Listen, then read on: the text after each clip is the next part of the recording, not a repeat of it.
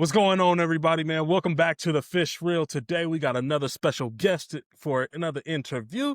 You all may know him as the one and only Miguel off Power Book for a Force, but today he's my special guest. Today, get ready to meet the one and only Manuel Eduardo Ramirez. My brother, how we feeling today? I'm blessed, brother. I'm blessed. God gave me Yes, another sir, day to man. open my eyes, the use of all my limbs, and my feet touched the floor. So if you ask me, I'm miles ahead of a lot of people. Yes, sir. Yes, sir. I love that energy. Oh, you outside with it today. You big cooling. You know You what? big Yesterday we had relaxing, a enjoying hurricane the come through outside. here. Yesterday we had a hurricane come through Yuma, Arizona. So today's just beautiful, nice, clear skies. We're known as the sunniest city in the U.S. Mm-hmm. Yes, sir. Yes, sir. Yes, sir. I'm glad you soaking it all in, enjoying yourself, man. Thank you so much for being here. The final season coming up, just Yeah, I'll less tell than a you one month thing. away My now. wife and I just finished watching the first 5 episodes. Mm-hmm. Fire, nonstop Fire. action. Yes, sir. Tommy's a Yes, sir. beast. And Miguel's just fucking crazy. Yeah, man, I could tell based off what we seen off season 2, just based off the first episode, you over here knocking people out with a socket wrench.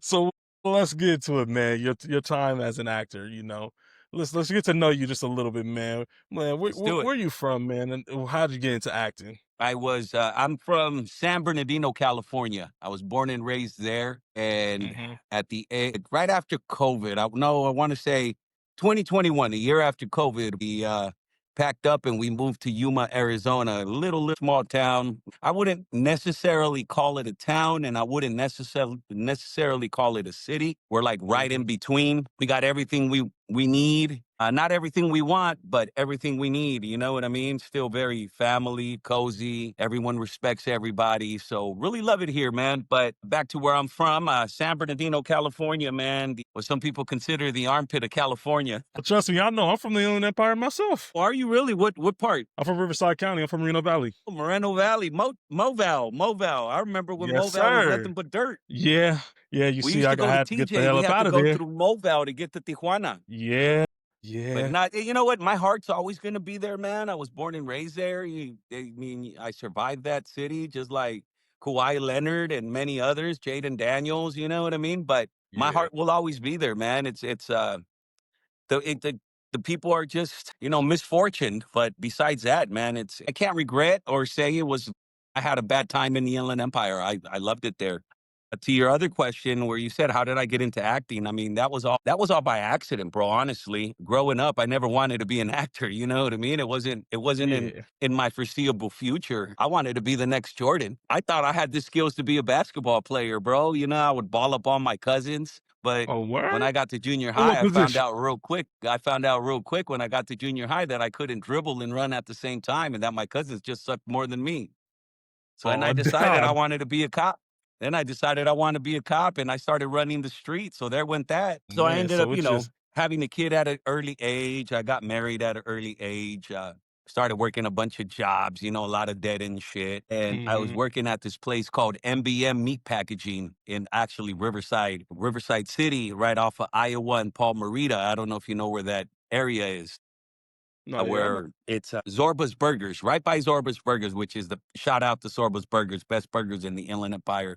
But Mhm. I was working there. I had a buddy who was an actor and he was doing background work on Jarhead. So he asked me Mhm. if I can give him a ride up there because he needed to do a fitting. So I gave him a ride. We went up there and he's like, hey, get down, bro. They'll give you a part. They're hiring everybody. Man, I'm like, I don't want to be an actor, bro. I don't even know the first thing about acting. And he's all like, well, at least get down. He goes, get fitted. You'll get a free haircut. And goes, and then if you don't want to show up, just don't come tomorrow. I was like, all right, fuck it. I'll do the free haircut.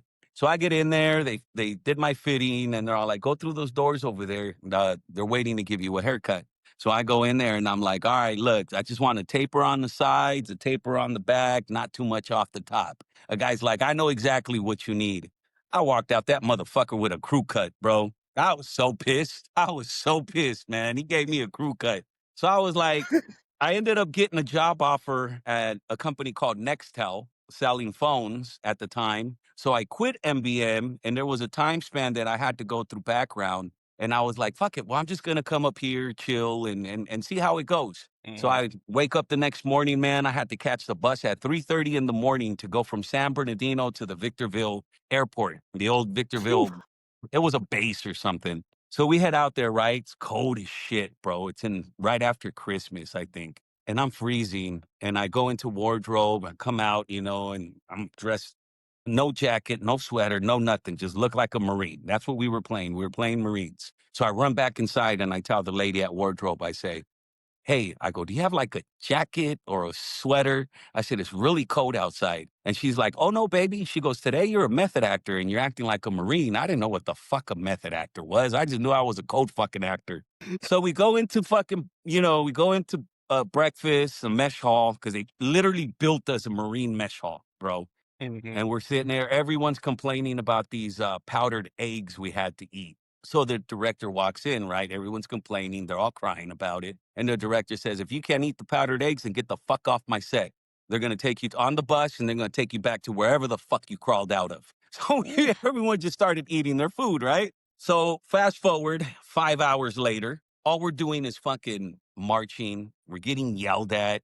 Staff sergeants in our face. We're being treated like Marines. I got bunions the size of Texas in these fucking boots. And I decide to myself, I'm going to go into I'm tired. I'm going to go into the bus and I'm going to sleep the rest of the day. So I go to lunch, which they gave us filet mignon, which is, wow. I was like, I ain't never had filet mignon. We know carne asada in San Bernardino, not filet mignon. You know what I mean? So I ate. I was like, hey, man, maybe I can get used to this. So I finished my food. I start walking to the bus and one of the drill sergeants grabs a hold of me, goes, "Where are you going?" I said, "I'm going to the bathroom." He goes, "The bathroom's not that way. It's this way." He goes, "I'll take you over there."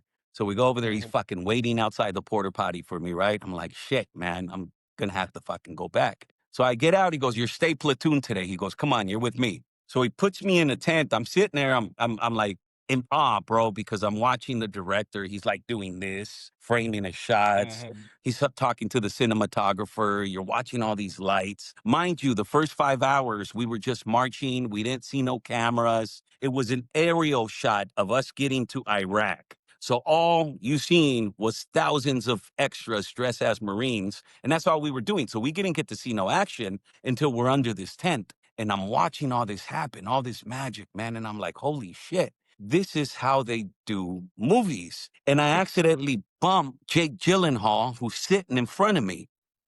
And he looks back and What? he goes, "What's up, bro?" And I was like, "Oh shit." I said, "You're Jake Gyllenhaal." And then it's Jacob Vargas. And then there's this, I'm in arms. I'm sitting there standing there and there's this guy tapping me on my shoulder. And I'm like, "Bro, stop, bro. Stop. I'm busy." And he just tapping me. And all I hear is, "Hey, where's all the bitches at?" It was fucking Jamie Foxx, bro. Jamie Foxx behind me. Ain't no way.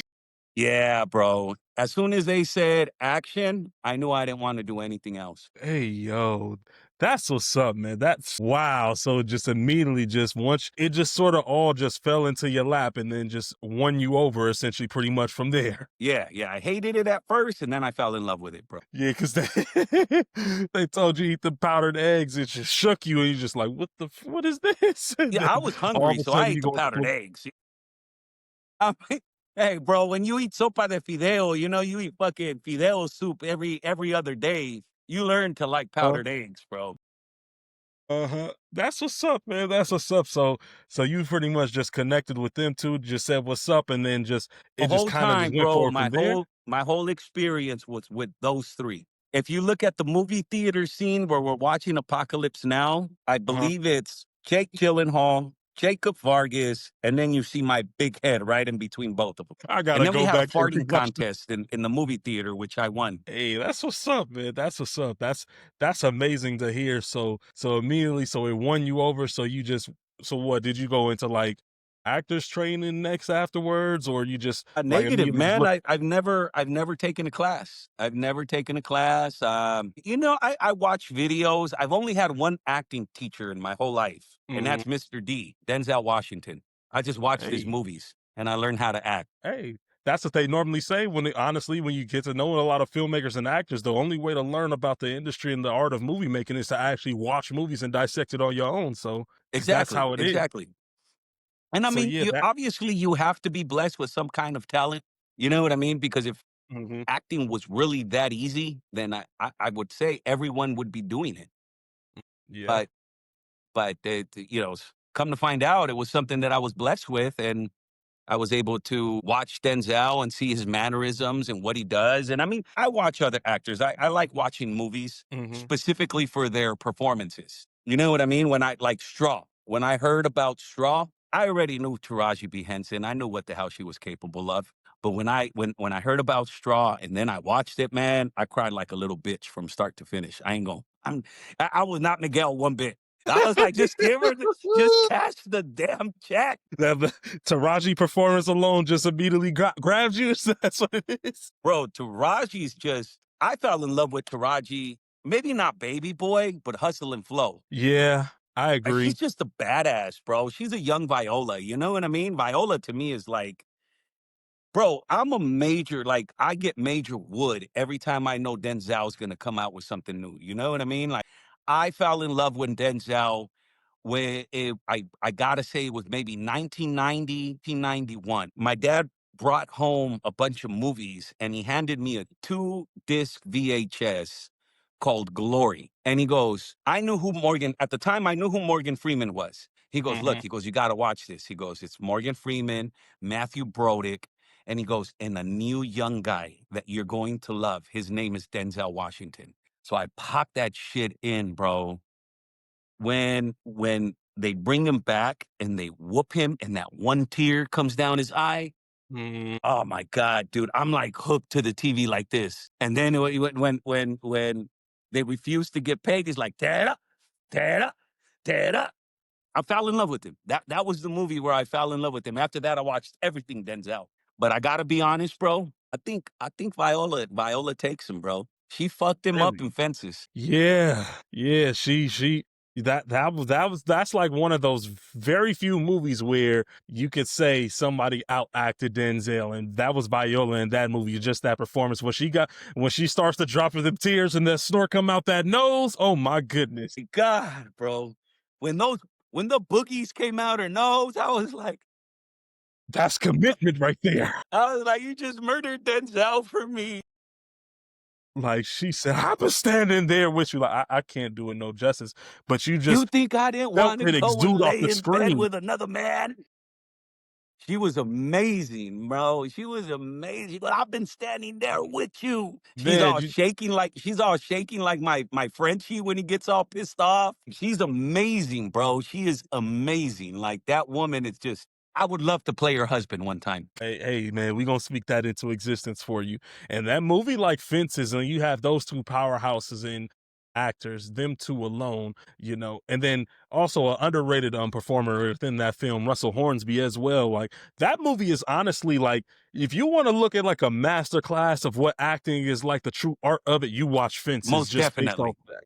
Just and what's his name too? Or that whole cast all around that like that's something like honestly in like film schools they should like the art of acting. You need to go watch Fences. No, yeah, most definitely. Most definitely. I mean, the directing, the cinematography, and the acting. I mean, everybody was just perfect on that. And it's sad that they didn't, I think Viola got nominated for an Oscar. Don't quote me on that, but I Oh mean, yeah, she won it. she won it, right? Yeah, she did. Yeah, she won for that one. Denzel should have Denzel should have just got nominated for best supporting because she wiped the floor with him.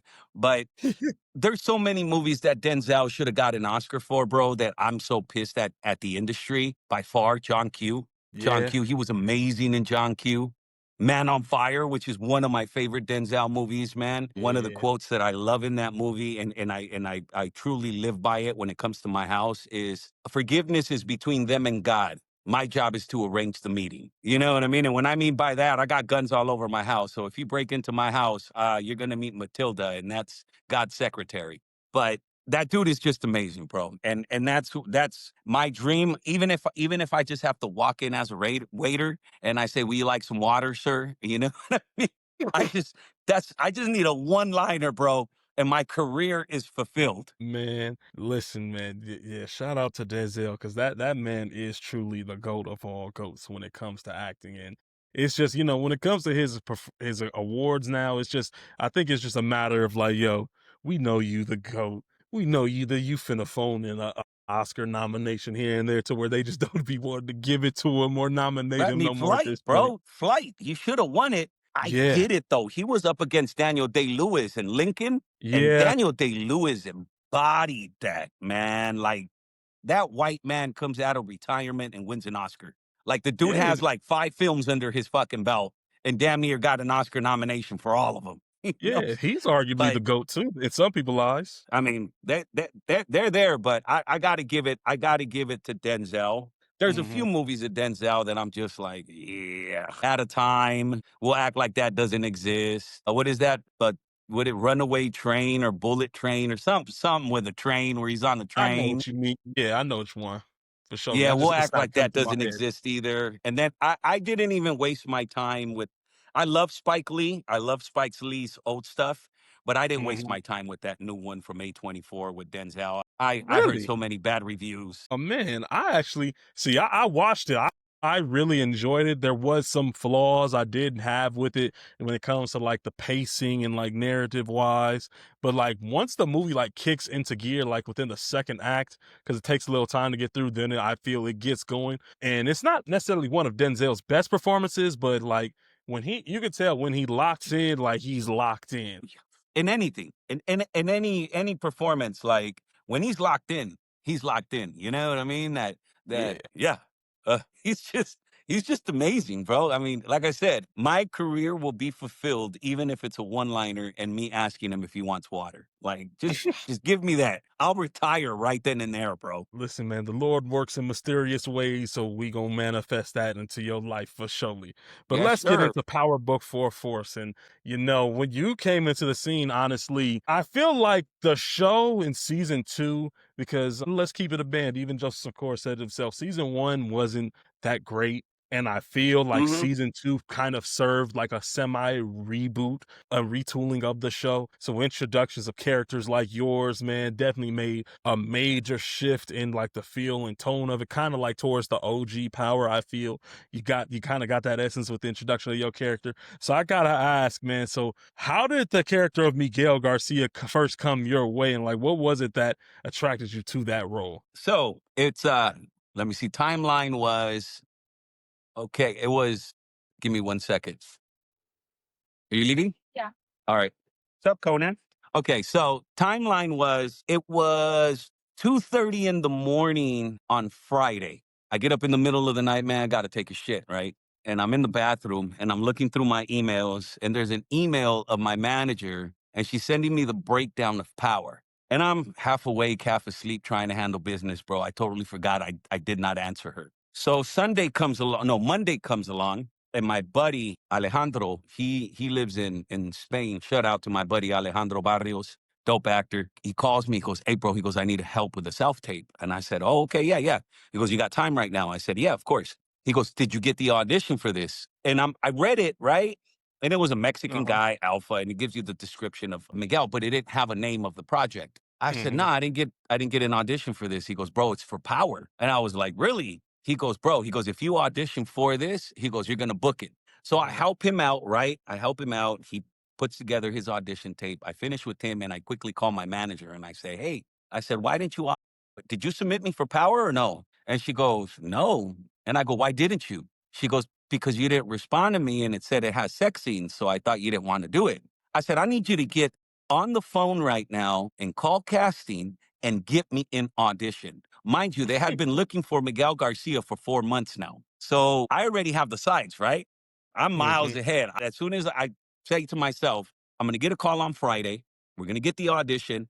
I'm going to do it Hmm. Saturday. I'm going to turn it in Monday. And they're either going to tell me I've booked it or I have a producer session. So Friday comes along. I'm already prepared. I already got my wardrobe. I'm talking about, I'm already manifesting this. Hmm. So Friday comes along, 1 o'clock. My manager's like, "Hey," she goes, "you got the audition for Power?" I said, "Oh, yeah, I knew we were going to get it." She goes, "Okay." She goes, "Send it in ASAP." So we do it Saturday. Hmm. I submit it Saturday. Monday morning at 1 o'clock, I get a call and they say, "You got a producer session with Gary Lennon." I was like, "All right, cool."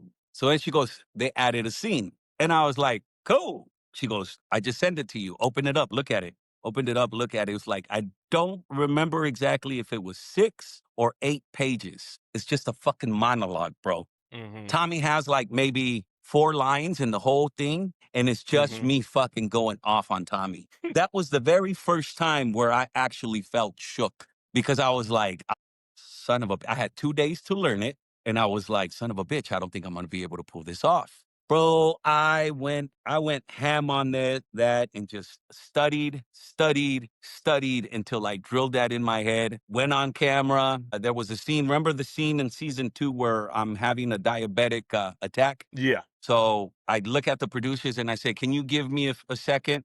And they're all like, "Yeah, sure." I go, "I just need a prep." So I dropped down and I just pumped out like 50 to 100 push-ups, bro. Just pumping them out, pumping them out, pumping them out till I started hyperventilating. And then I was drenched in sweat. So I jumped back up. I did that scene. And I believe that was what booked it for me. 2 days later, they called me and they said I had the part. Wow. You was locked So I in on getting almost, that I part. almost did an audition for that. And that's why I Say, tell everyone, you know what I mean? I'm a firm believer in God's timing and God's will because what's for you is for you. What's not for you is not for you. So if it's not for you, even when you jump in front of it, it's gonna swerve you, man. It's not gonna hit you.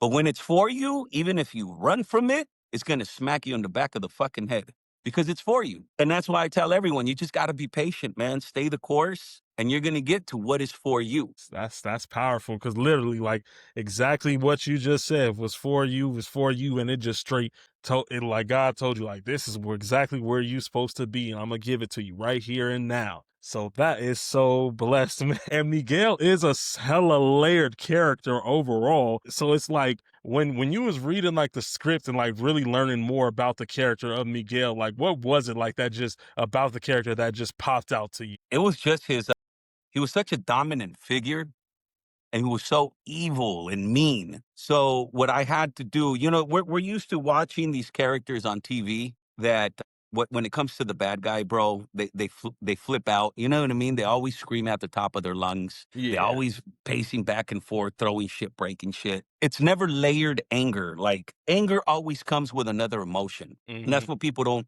stop and think as actors. Let's just say you walk in on your wife and she's getting rammed by another dude. You know what I mean? There's like this emotional pain and anger. Hmm. You know what I mean? You just got fired.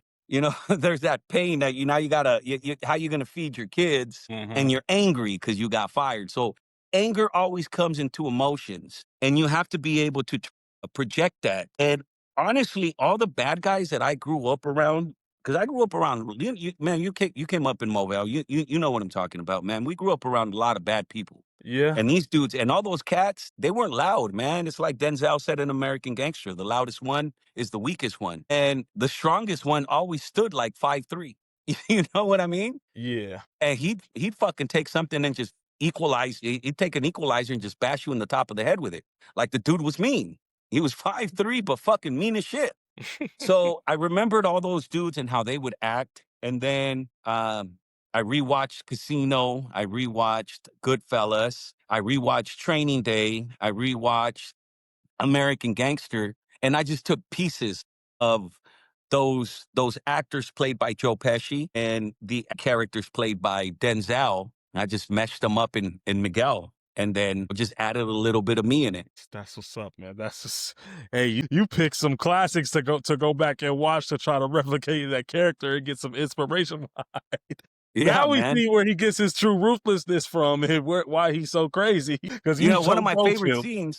one of my favorite scenes in Casino is when he starts stabbing the guy with the pen. Remember, he's like, Ace, do you hear a little girl? Ace, you hear a little girl? Where's that big shot that told my friend to go fuck himself? That was one. And then the piano scene where he's all like, he don't mean shit to me. He don't mean shit to me. He don't feel shit because he's all coked up. Get rid of him. He's your driver. Get rid of him. But he beats the shit out of him with the piano. Those are the things that made Miguel who he is. That ruthlessness. Like if you mess with him, what did he tell Tommy when he breaks the guy's hand and he gets all calm and he goes, I just wanted you to see what happens to those who betray me. He just broke a dude's hand and he's telling him that so calm. Yeah, that shit was crazy. I remember that too. I was like, this motherfucker crazy. I'm like, Is he going out crazy Tommy? I'm like, I don't know. It's like you freeze his hand and break it and just see. This is what Or happens the when you. doctor when Miguel breaks his hand and then he goes because he was crying and being loud. That's the shit. That was improv. When I rough up Jannard, Hmm. I fix his shirt and I tell him have a sense of humor, fucker. I was just playing. I seen that happen growing up, so I thought it Hmm. was just perfect for that scene. I love how you see. You say you use some of your own personal experiences and be able to reflect that and inject that into the character of Miguel, man. That's what's up. So, with him being ruthless, he does still kind of have a little bit of a tender side. We see a little bit of that, the human, quieter moments with him in between him and his sister. So, like, how was that? How did you approach being able to provide somewhat of that balance between the ruthlessness and kind of like, you know, a little more like quieter moments between like Miguel and Maria? Well, like it's like I tell everyone, man. Miguel really isn't a bad person. Hmm. You know what I mean? He's still human. He's still a human. You know what I mean? His grandmother still Yeah. taught him how to love. And he's just protecting what's his, and he's protecting his own. And it's like I tell Hmm. somebody, it's no different than me protecting my children and protecting my wife. Like I put iron doors. I put this wrought iron doors on my house. That's not for my protection. That is for Hmm. the protection of the criminal who tries to break into my house. I don't want to have to shoot him. But I got guns in all my house. Does that make me a bad person? No. I'm just protecting I'm protecting my kids. I'm Hmm. protecting my wife. I'm exercising my Second Amendment right to protect what is mine, to stand Hmm. my ground. And that's all he's doing, man. You know what I mean? You get to see a softer side because I may be an alpha male. I may be a ruthless. I may be mean, you cross me and I could be Miguel. Everybody could be Miguel. We all have that.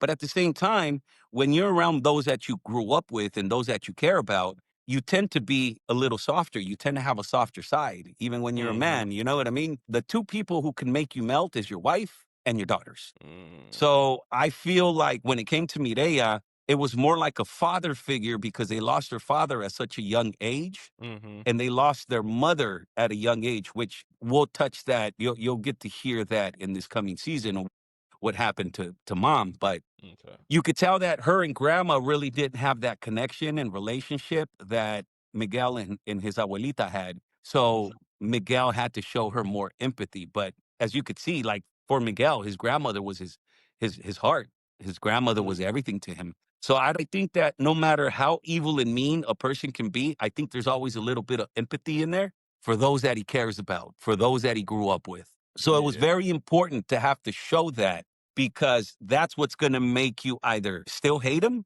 or actually have empathy for him and love the character. Every character is an onion, and you just got to learn how to pull those layers back, but you got to find them. And sometimes you just find them naturally. You know what I mean? Yep, I totally get it as well. So you could tell, like, so that pretty, you could tell, like, the love for his family and that it's very close knit is truly what drives him. So you could tell, like, it's only safe to assume that that's going to be only elevated even more in season three, especially considering the fact that it's just Miguel and Mireya left now that G Mom's got offed in the car explosion. Oh yeah, yeah. And that was another thing. I mean, you're going to get to see different sides of Miguel. He tends to be a little funnier, you know. You'll get to see a more tender side to him, especially when it comes to his sister. Especially because now that he knowing that his sister messing around with Tommy, it kind of seems like it's a little bit even more overprotective, especially since it's like a business competition. And now you sleeping with my own sister too, so it's definitely like a lot more complicated feelings going on within Miguel as well. Would that be safe to say? Yeah, yeah, no, most definitely, man. I think that's still gonna irk him. And I think it irks everybody. You know what I mean? As a brother, that's what people don't understand. I feel like they got a bad impression of the relationship that Miguel has with Mireya. They thought it was a little obsessive, a little nasty. But growing up in a Latino, I'm going to say Mexican household because I grew up in a Mexican household. That's how we tend to be with the women in our lives. You know what I mean? Even our cousins. Like you mess with one of our cousins, bro, and we're close to them, all the cousins and the brothers and we're gonna fuck you up. You mess with one of our sisters, we're gonna fuck you up. Me, I always was older than my sisters by a lot.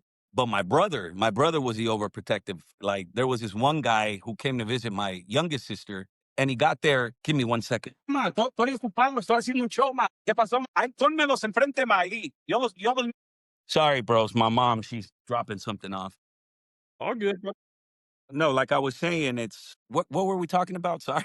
It's all good. So we was talking about, you know, the fact of like the relationships between the brother and sister, and like how in like, you know, Mexican households they're Oh yeah, like it's yeah. kind of So like you more know what I mean? overprotective. My bro, oh, yeah, my brother. So this guy came to visit my sister, and we didn't even know. We've never met the dude. We didn't know whether it was her boyfriend or her friend. Turns out it was his friend, her friend.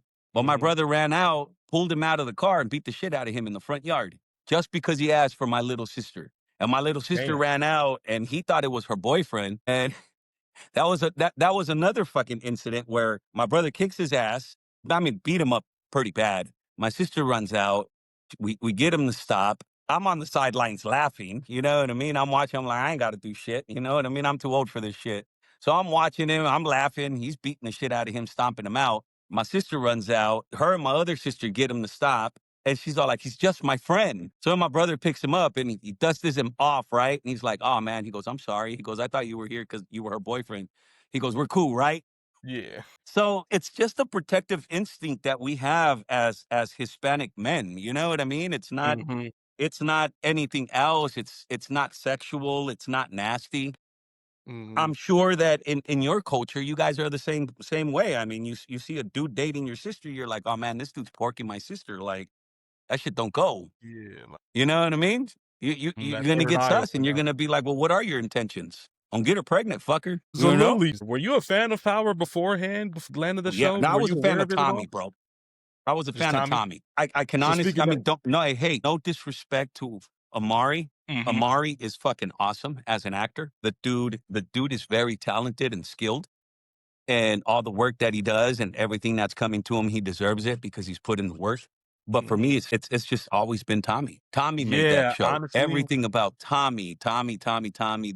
I think it was the fact that Tommy was more playful. Tommy was more sarcastic. And Ghost was always just serious. Ghost was about going straight, going legit. And Tommy was always just gangster. hmm. So for me, it's always been the Tommy show. Yeah, for me, honestly, I was saying this recently as of late when I was thinking about, you know, the Ghost and Tommy. It's like Ghost, you know, I love Ghost and Omari Hardwick for his performance and everything, like I said, whoop de whoop. But it's something about the character of Tommy and Joseph Zakora in particular. Like it's like I can't see nobody else but Joseph Zakora bringing that character to life. Like I don't see how that character works outside of it being portrayed by Joseph Zakora. Like I could see another actor bringing Ghost to life respectfully, like I said, in a respectful manner. But when it comes to Justice Sakura and Tommy, I can't see nobody else being able to pull that off as great as he does. So, like, Yeah, what is? Go ahead. most definitely. You do know that the cop that's married to Stacy was supposed to play Ghost. I mean Ghost that was supposed to play Tommy. Yeah, I He was seen him up for say the that in Tommy the role. interview. Yeah, yeah, he was up for the Tommy role. But honestly, there's no, I mean, the dude looks like a cop. You know what I mean? And maybe when he was younger, Yeah, I don't know. I don't know what he looked like when he was younger. But after what Joseph did with that character, I cannot see any other white boy playing that. And that's why I did a podcast with Mr. Power. that's And my I guy. told him, I said, the kid that they got to play a younger Tommy, he better nail the accent. He better nail the swag because for me, like Braden, I feel like Braden's a wannabe Tommy. You know what I mean? Like he's seen Tommy one time and was like, "Oh, I'm gonna be him." That's how I feel. Like if you're gonna get a Braden to try to play Tommy, then you're just gonna fuck that up. You need No, yeah, you that need made no, a kid absolutely, I agree. with the chops that Sakura has. So yeah, it's definitely going to be interesting to see how that younger incarnation is going to be portrayed in Power Origins. I'm excited to see how that is played out. I could definitely bet you Joe Sakura is probably going to be talking in his ear a little bit, whoop de whoop, and having those conversations about the character. So I I think hope he's going to so, be bro. okay. Yeah, I hope so. I think he's going to be Yeah, okay.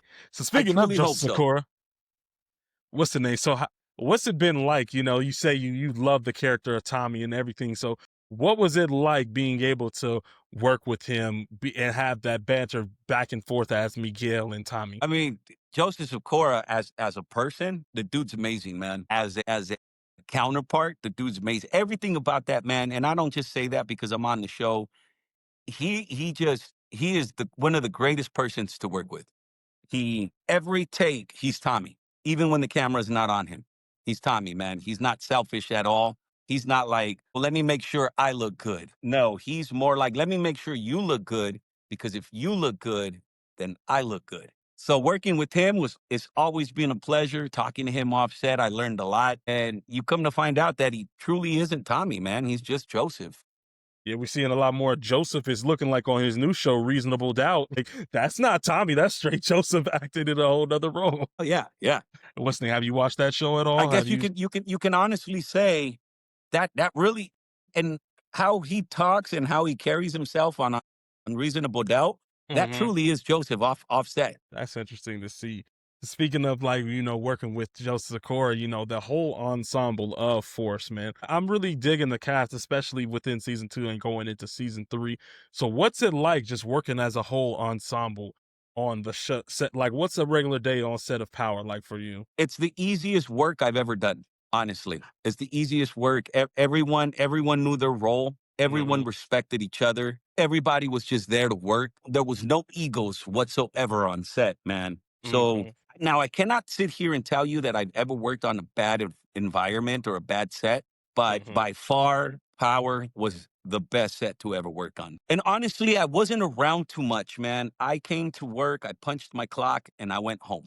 That's Mhm. always been my attitude. I don't party with people. I don't go out with people. I don't hang out with people. I give them their respect just like I expect my respect. And when I come to set, I come prepared and I'm just there to deliver. You know what I mean? I'm getting paid really good money. And there's somebody who actually took a chance on me as an actor for me to fuck off. Mhm.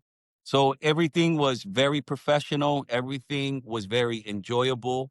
The food was great. And everyone was just like humble, man, to just be at work. You know what I mean? Mhm.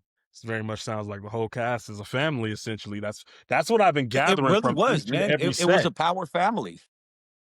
I see. You could definitely tell from each and every show, like from the cast to the whole crew, whether it's the OG, Ghost, Raising Kanan, Force.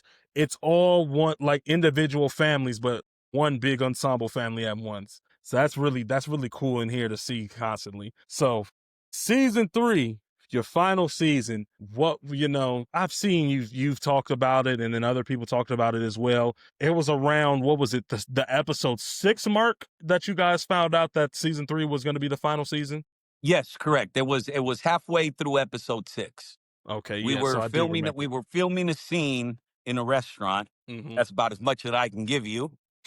We're filming a scene in a restaurant, and Gary Lennon came to visit us right when we wrapped. We already knew, the actors, the main cast, we already knew, but they were waiting to tell everybody else after we were filming because they knew it was just going to suck out the air in the room.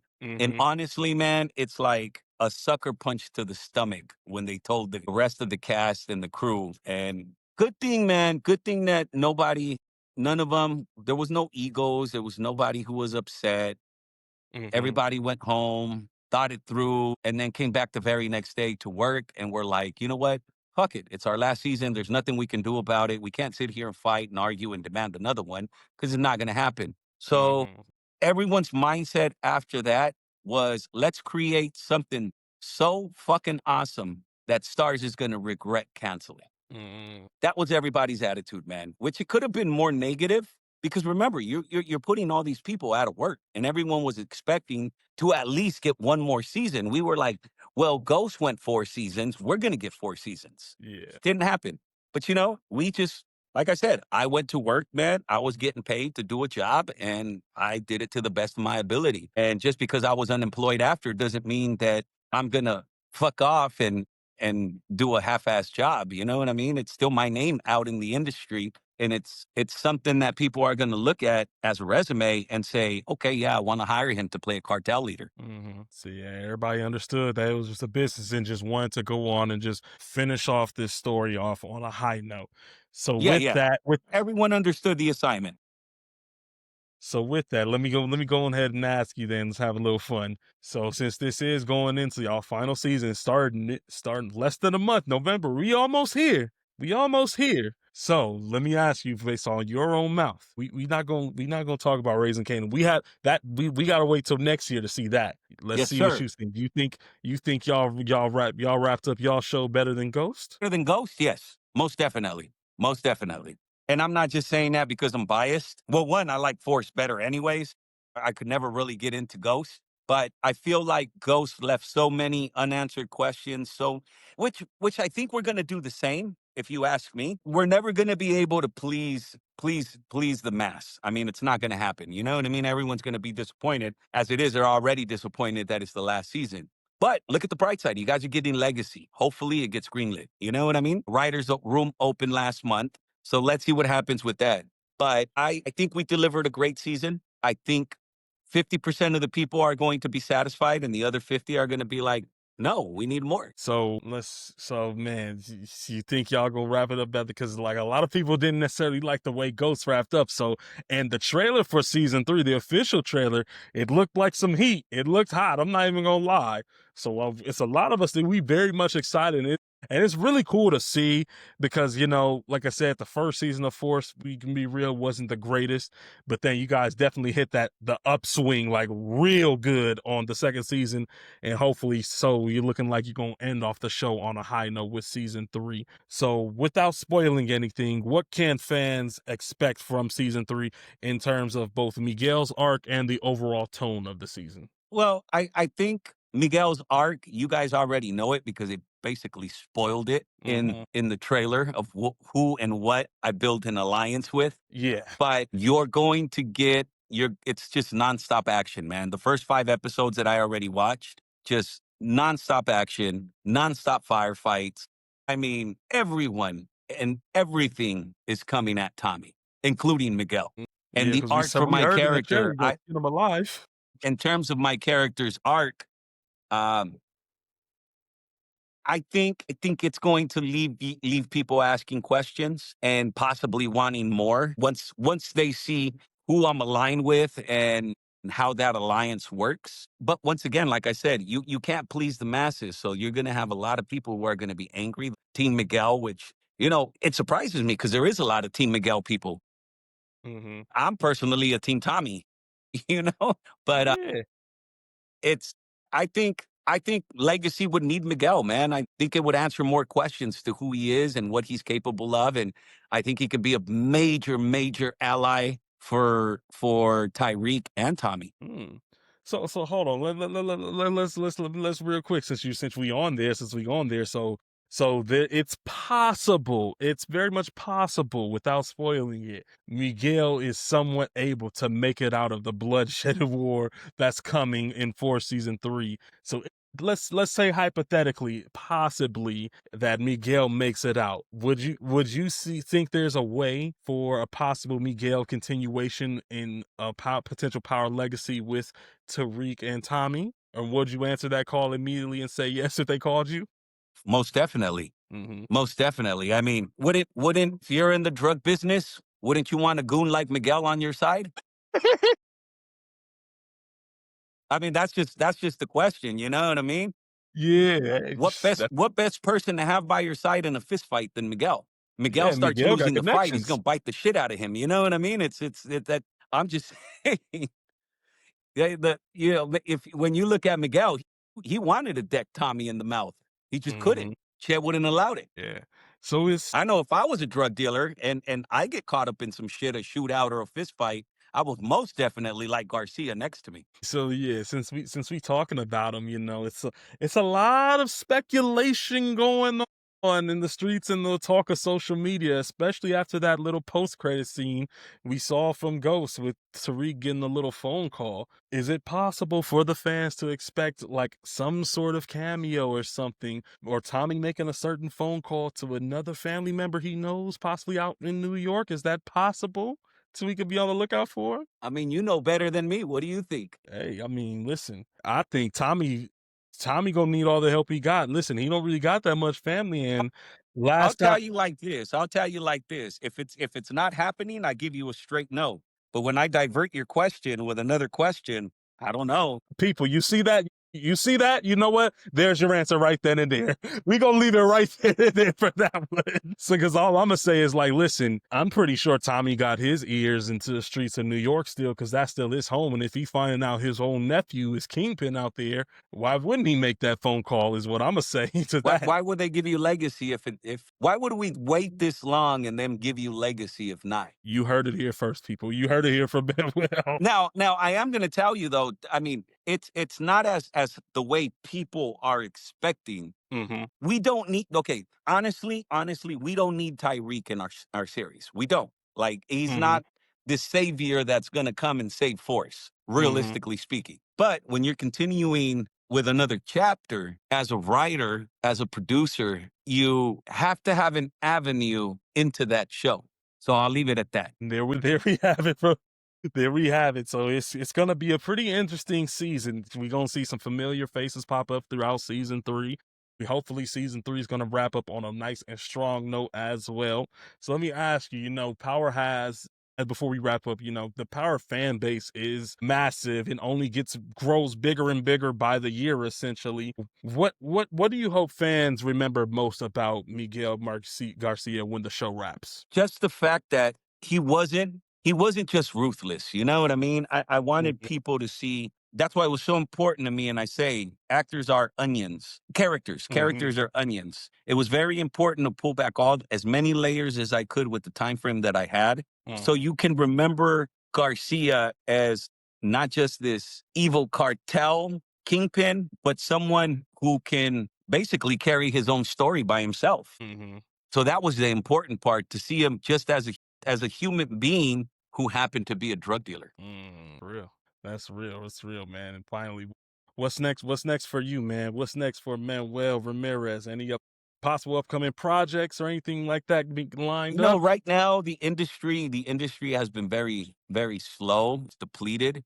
There isn't much Yeah. happening in California. And if you look at a lot of the news clippings, Hollywood's a ghost town, man. It's just gotten so expensive to Yeah. film in LA one Yeah. day that there's production companies who are flying an entire crew, your whole ensemble, and they're taking them to, like, let's say Hungary. Mhm. And to film in Hungary 1 week, it's cheaper than to film in Hollywood one day. Wow. Yeah, because I've heard horror So until stories when it comes California to can people trying to fix get the that, filming permits. yeah, until California can fix that, that's where we have a lot of lack of work. I read an article that stated last year in January, there was 300 pending. No, sorry. The year of the strike, the actor strike, there was 300 series pending production. They were in pre-production in January of, what was it, 2023? Yeah, 2023. This year in January, there was only 90. So when it comes to, as it is, remember, we Hispanics, we really don't exist in Hollywood. They Mhm. don't they don't use us, man, unless we're a drug dealer, unless we're the help, unless we're cutting your grass. They really don't use us. I mean, there's a lot of us who are very talented, and I think we can play detectives, we can play cops, we can play lawyers. But I guess if your name isn't what's that guy, Pascal, whatever his name is Pedro. from Narcos, I'm not a fan, so I just know him by his last name. Unless your last name's Pascal, you're not getting cast in any major roles because we don't exist. To Hollywood, we don't. Yet we make up 58% of the people who stream the movies and TV series, and we make up Mhm. 28% of people who go to the movie theaters. But they don't cater to us because they could really care less. So, with that being said, the industry is slow, but it's like 20 times slower for us Latinos because there's Mhm. literally no work for us. Yeah. I auditioned, I've been auditioning quite a few, but I auditioned for like a role with the name Randy McCall.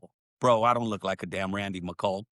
You know, I get an audition for Grey's Anatomy, and the name is Preston Howell. Come on, man. Desmond Pierce. Maybe Pedro Hernandez, but not Preston Howell. What's the name? Yeah, man. Good, like you said. so detectives and whatnot, I love my Latino performance, man. Absolutely, because there's an element and layer to some performances that only Latino and Latinas can bring. And listen, I could definitely see you playing some type of badass detective cop in a way or some form. You got the physique and everything. I can see that in you. I mean, I know I can, but Yeah. Hollywood doesn't see it. You know what I mean? They just see Miguel Garcia. Hey, it's only on us, the next generation, and make some type of change. And all we can do is hope for the better. It somehow gets better, and somehow in LA they keep talking Oh, about. yeah, yeah. I mean, you know what I mean? I stay the path.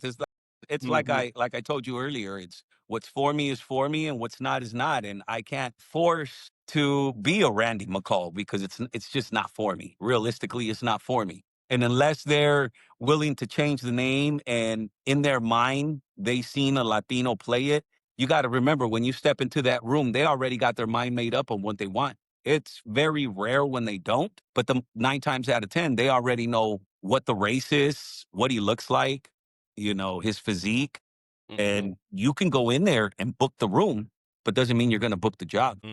Yeah. Shout out to you, man. I'm already knowing, man, there's some more roles coming along your way. We excited as all hell for Power Force Season 3 to come. The final season coming this November. Less than a month away, y'all. Less than a month away. It is here. But that is all the time that we have for you today, man. Thank you for another Fishreel interview with my special guest, Manuel Eduardo Ramirez, man. Thank you so much for this conversation, man. This was hella fun, man. We definitely looking forward to seeing you in this final season of Force and whatever future projects may come along your way as well. Hey, man, awesome, man. I had a lot of fun. Thank you. Thank you. You brightened my Saturday today, and I will drop this. So, um, I look about 235 pounds on camera. Mhm. I was 220, and I literally look like blunt force trauma.